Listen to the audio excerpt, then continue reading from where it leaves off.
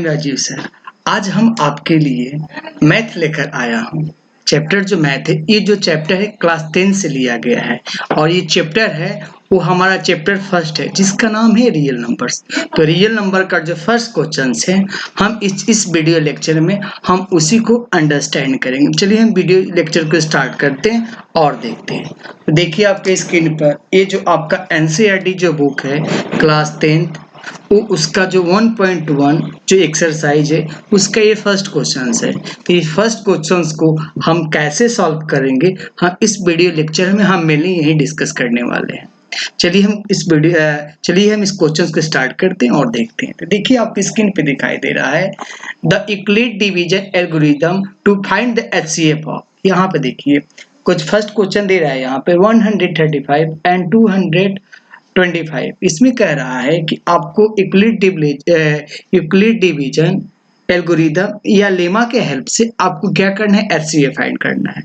तो इसको फाइंड करने के पहले मैं एक चीज आपको बता देना चाहता हूँ कि जो बच्चे क्लास 10th में गए हैं, यू नो डाउट आप भी जानते हो अभी अभी जो क्लास 10th में गए हैं तो कोरोना काल आप देख रहे हैं, कोरोना काल के चलते बच्चों को पढ़ाई भी सही से नहीं हो पा रही है, या हम यूँ कह सकते हैं कि पूरे लॉकडाउन के चले स्कूल कोचिंग कॉलेजेस सब बंद पड़े हुए हैं। तो हम अपनी स्टडी को हम आगे कैसे हम करें, तो मैं आप सबके लिए इस वीडियो लेक्चर से मैं आपको हेल्प करना चाहता हूं। आप उसको देखकर आप इस क्वेश्चन को आप बना सकिएगा।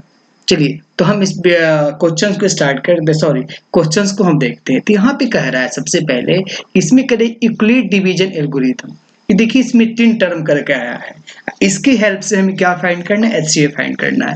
तो यूक्लिड का मतलब एक ग्रीक साइंटिस्ट थे और डिवीजन का मतलब होता है जिसको हम लोग भाग बोलते हैं। एल्गोरिथम का मतलब स्टेप भी होता है या हम इसको लेमा भी बोलते हैं। तो यहाँ पे कुछ आपके नोट्स दिए गए हैं इनके बारे में, अगर हम इसको अच्छे से अंडरस्टैंड कर लेंगे तो आई होप आपके लिए और भी इजी हो जाएगा। हम इसलिए आपको कुछ यहाँ पे नोट्स कुछ इंपॉर्टेंट चीज लेकर आए हैं कि जो ऑलरेडी आप ही जानते हो कि मैथ जो होता है बच्चों, कि यदि आप मैथ को कंसेप्ट को आप इजी से यदि आप अच्छे से अंडरस्टैंड कर लेते हो तो आई होप आपके लिए मैथ क्या होता है, इजी हो जाता है।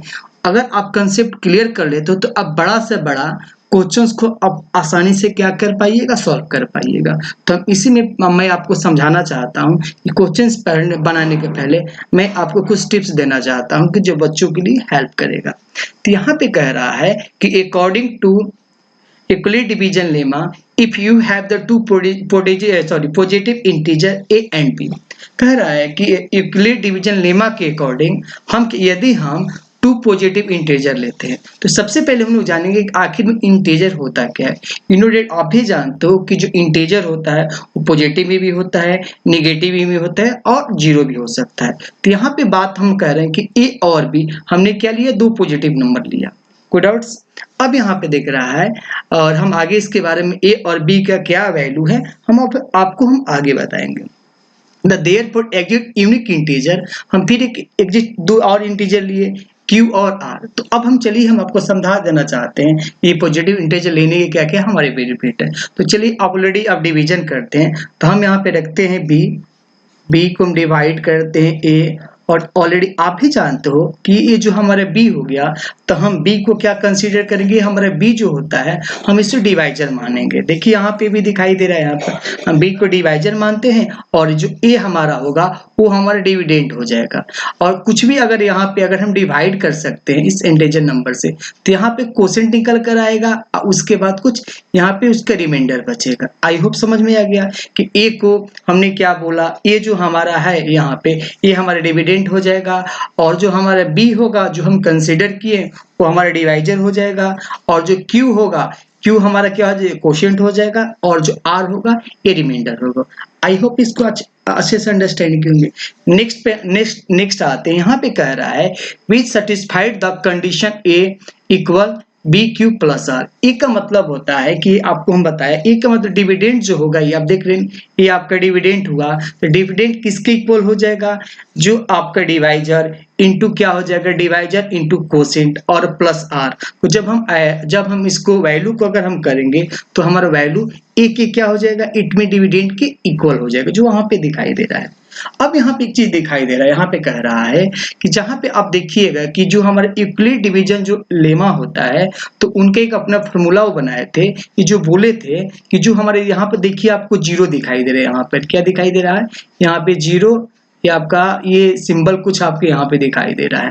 तो इट मीन ये हुआ आपकी जो आपका रिमाइंडर होता है या जीरो का क्या होगा, इक्वल होगा, या जीरो से क्या होगा, ग्रेटर देन होगा। वहीं जो बी आपको दिखाई दे रहा है, तो हमेशा जो आर होगा, आर हमेशा बी जो आपका डिवीजर होता है, वो हमेशा क्या होता है, आपका स्मॉल होता है। तो आप इस कंसेप्ट को आप अच्छे से समझ गए होंगे। इट मीन चलिए हम एक बार और आपको बता देना चाहता हूँ कि जो हमारा रिमाइंडर होता है या तो जीरो का क्या होगा, इक्वल होगा, या जीरो से ग्रेटर होगा। देखिए यहाँ पे साइन दे रहा है, या जो आपका बी होगा हमेशा क्या होगा, वो आपका स्मॉल होगा। देख रहे हैं यहाँ पे। अब यहाँ पे देखिए, अब हम क्या करेंगे कि ऑलरेडी आप भी जानते हो कि जो हमारे यूक्लिड डिवीजन एल्गोरिथम से हेल्प से हम जो हमारा एनसीईआरटी का जो फर्स्ट क्वेश्चन दिया है, हम चलिए अब उसको हम इजी से आपको हम सॉल्व करके दिखाते हैं।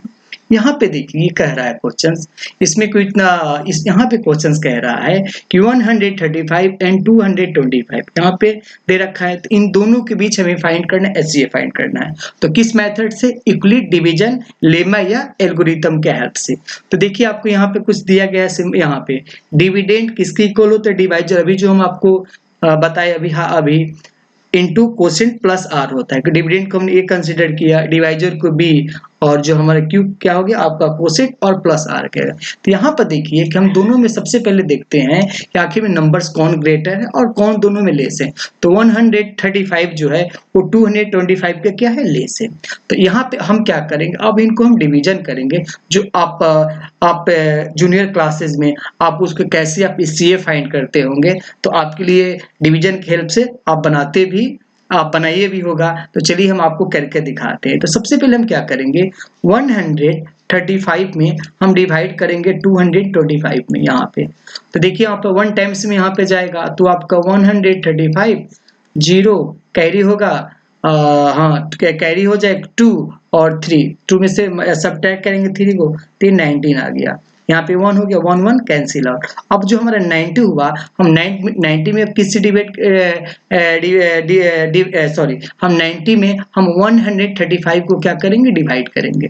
तो जब 195 को डिवाइड करेंगे तो भी 1 टाइम्स में जाएगा।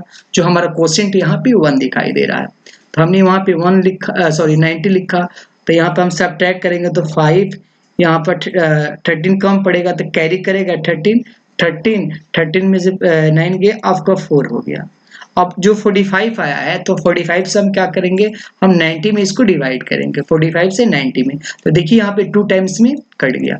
यूनिट आप भी जानते हो कि जब हम सीए फाइंड करते हैं तब तक हम उसको कट करते जाते हैं, जब तक हमारा रिमाइंडर जीरो नहीं आ जाता है तब तक क्या करते हैं, कट करते। देखिए यहाँ पे सब करने के बाद जो हमारा क्या इसको बोल डिवाइजर जो हमारा आ रहा है, देखिए यहाँ पे 45 आ रहा है, तो 45 क्या हो जाएगा, हमारे लिए कम हो जाएगा। चलिए हम अब क्वेश्चंस पे आते हैं डायरेक्टली। अब यहाँ पर दिख रहा है, देखिए यहाँ पे 3-4 आपको स्टेप दे रहा है। यहाँ पे आपका फर्स्ट स्टेप हो गया, तो फर्स्ट स्टेप क्या होगा आपका, देखिए यहाँ पे 225 यहाँ पे, तो जो 225 होगा ये हमारा क्या होगा, डिविडेंड हो जाएगा। देखिए यहाँ पे 135 ये हमारा क्या होगा, यहाँ पर आप देख रहे हैं इसको हेल्प से, ये हमारा डिवाइजर हो जाएगा, और डिवाइजर में और कोसेंट से मल्टीप्लाई किए, देखिए यहाँ पे 1 आ गया, और प्लस जो हमारा रिमाइंडर आया 90, हमने यहाँ पे इसको रख दिया। इसको अगर मल्टीप्लाई करेंगे 135 को 1 से और 90 को ऐड करेंगे तो हमारा वैल्यू टोटल निकल करेगा 225, जो इसके रिक्वायरमेंट्स नहीं है। हम देखिए यहाँ पे स्टेप कर रहे हैं, और इसी स्टेप से आपको क्वेश्चंस को जो आपके एनसीईआरटी में दिया गया है 3 क्वेश्चन, आपको इसी से हेल्प से आपको बनाना होगा। अब यहाँ पे देखिए सेकंड, देखिए अब आ रहा है सेकंड, जो आपका 135 हो गया, ये हमारा अब यहाँ पे डिविडेंड हो जाएगा, डिविडेंड हो जाएगा। अब हम इसको 90 से क्या करेंगे, जो रिमाइंडर आया है हम इससे कट करेंगे। तो 90 में हमने 1 से किया, और हमारा देखिए कट, उसके बाद आपका 45 रिमाइंडर आ गया। देखिए यहाँ पर ये आपका सेकंड स्टेप यहाँ पे दिखाई दे रहा है। और देखिए लास्ट में थर्ड स्टेप जो हमारा 90 है, हम 90 में जो रिमाइंडर आ गया हम उससे डिवाइड करेंगे। और देखिए 90 90 को हमने क्या किया 45 इंटू 2 प्लस 0, तो यहाँ पर आपने देखा कि जो हमारा रिमाइंडर आ गया 0, तो यू कैन से डेट कह सकते हैं कि जो हमारा HCF होगा यहाँ पे HCF ऑफ 135 एंड 225, वो क्या दोनों का HCF फाइंड करें तो हमारा टोटल निकल कर आएगा 45। आई होप इस वीडियो लेक्चर को आपने अच्छा से समझा होगा। Thanks for watching my video.